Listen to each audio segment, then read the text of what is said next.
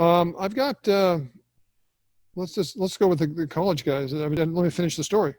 They bought this thing. They were all in, and they were projecting in 5 years to double the money, but they ended up more than doubling it in 2 years, almost 2 years. They bought a portfolio for $7, those 2 properties for $7, and then they went on and 2 years later they decided to sell it, and they made $11.4 million.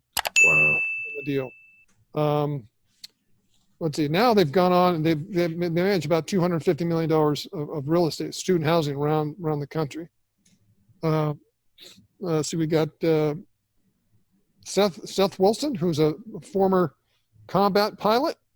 Here's a guy that he lived in his fifth wheel for a year and a half. I believe it was a year and a half, maybe 2 years, to save money to buy small apartments. He ended up buying small apartments. And he ended up buying a 48 unit property in Kansas City, and he turned that thing around, and I think he sold it for $2.5 million or something like that. I've got a guy out in Florida. Here's a guy that came to one of my boot camps about syndication, and he takes me aside and says, "Craig, I can't buy any deals. He's in Miami, Florida. The cap rates are so dang low. I can't touch anything." I said, "Well, Richard, you're not a cap rate buyer. You're an IRR buyer. You got to look at this thing from IRR standpoint, not cap rates. Price is what you pay. That's cap rate. IRR value is what you get.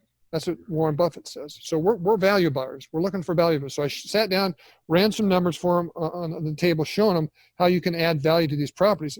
So now he goes out and buys a property from a fireman who's owned the property for 15 years, didn't do anything in property. He had some deferred maintenance. It was 100% occupied. And yes, 100% occupied is bad management. So he had 100% occupied. So he bought the property, put in about $600,000. He bought it for $3.3 million. He put about $600,000 in there.